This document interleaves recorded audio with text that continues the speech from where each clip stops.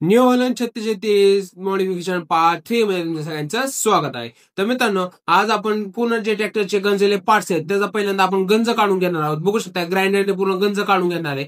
त्यानंतर आपलं घासण्याचं काम चालू होणार आहे. जे जे पार्ट्स आपण आता गंज काढून झाले आहेत ते सगळे घासून घेणार आहेत आणि घासकामावरनं ठरतं की तुमचं कलर हा टिकणार आहे की नाही, हे घासकामावरनं ठरत असतं. आता आपण मार्गाड जे आहे त्याचं पॅचवर्कचं काम चालू केलेलं आहे. बघू शकताय खालचा जो पीस आहे बॉटमचा तो कट केलेला आहे, खराब झालेला. आणि नवीन पत्रा पण बघू शकताय सेम शेप मध्ये कापलेला असतो. शेप, साईज आणि एक नंबर मध्ये पत्रा हा यूज केला जातो. आणि असं ओळखू सुद्धा येणार नाही की इथं पॅचवर्क केलेला आहे. कलर झाल्यानंतर कुणी सुद्धा ओळखू शकणार नाही. आणि हे मार्गाट जर बघू शकता तुम्ही सगळीकडे गंजलेला आहे, त्याला आपण नवीन बनवणार आहे. कारण त्याने हे मार्गाट आहे ओरिजिनल. आता डुप्लिकेट मार्केटमध्ये आलेले आहे, आपले हे ओरिजिनल आहे. त्यामुळे पूर्ण पॅचवर्क नाही आणि पॅचवर्क झाल्यानंतर हे कसं दिसणार आहे यासाठी फॉलो करायला विसरू नका. पार्ट 4 साठी फॉलो करा. Like, comment, share